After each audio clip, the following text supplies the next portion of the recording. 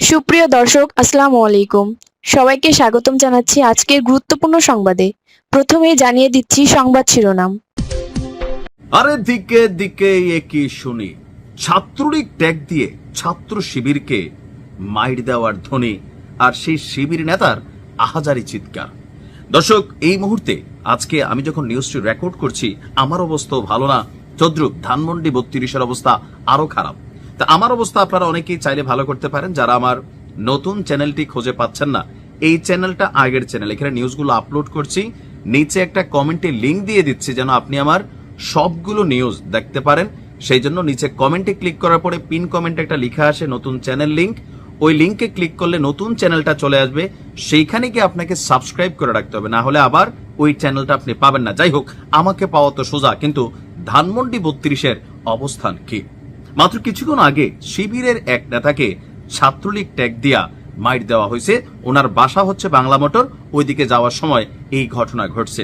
এখন পর্যন্ত সম্ভবত 8 থেকে 10 জনকে ছাত্রলীগ সন্দেহে আপনার গ্রেপ্তার করা হয়েছে। ওইখানে উপস্থিত থাকা বিএনপির নেতা কর্মীরা। আজকে রাতে কিন্তু বিএনপির শো চলতেছে 32 নিয়ে, আর এই পেচকির সূত্রপাতটা করছে সজীব ওয়াজেদ জয় আমেরিকা থেকে একটা ডাক দিয়া। বাংলাদেশের নেতা কর্মীদের মধ্যে অদ্ভুত এক ফিলোসফির প্রেম আছে। নেতা বিদেশ থাকলেও কর্মী দেশে থাকে।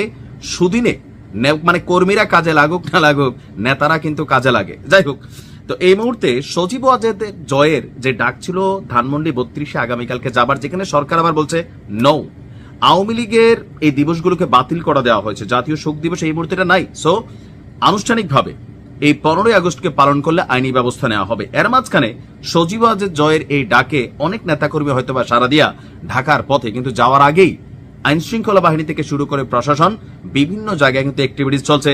এর পাশাপাশি রাজনৈতিকভাবে বিএনপি আজকে সেখানে শক্ত অবস্থান নিয়েছে। সেখানে গিয়ে অদ্ভুত কোনো কর্মকাণ্ড করলেই ছাত্রলীগ বলে কিন্তু নগদে মাইর, সাথে আপনার গ্রেপ্তারি ফ্রি।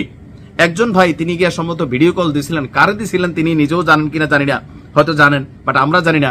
ভিডিও কল দেওয়ায় সন্দেহ করে তারে কিন্তু মাইর, মানে এই মুহূর্তে শিবিরের ঢাকা কলেজে যে নেতা মাইর খেল সন্দেহের কারণে।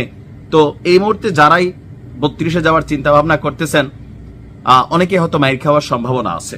প্রশাসন একটু হার্ডওয়েতে এই মুহূর্তে ডিল করছে। তবে অভিযোগ আছে শিবিরের নেতাকে যখন মারছে প্রশাসন সহযোগিতা করে নাই। বারবারই বলি, 60 জন পুলিশ আর 100 জনতা, পুলিশ আর এখন আগের ভূমিকায় যাওয়ার সুযোগ নাই।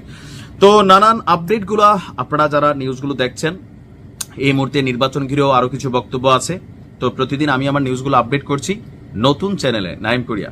অনেকে ওই চ্যানেলে যান, আবার এখানেও এসে কমেন্ট করেন ভাই আসল চ্যানেলে আসেনি। আসেন, তবে এখানে নিউজ অ্যাক্টিভ না। দৈনিক হয়তো একটা ভিডিও দেই বা 2-3 দিন পরে একটা দেই, যেন আপনারা স্মরণ রাখেন নাইম ভাইরে। বাট নতুন ভিডিওগুলো এই কমেন্টে দেওয়া, নিচে কমেন্টে চাপ দিলেই লিংক আসবে, মানে নতুন চ্যানেল লিংক এরকম একটা লেখা আসবে, নীলঘর হয়ে থাকে লেখাটা, চাপ দিবেন, নতুন চ্যানেলে যাইয়া সাবস্ক্রাইব করে ফেলবেন আগে। তারপর থেকে নিয়মিত আপডেটগুলো পাবেন, নোটিফিকেশন অন রাখবেন। ভালো থাকবেন।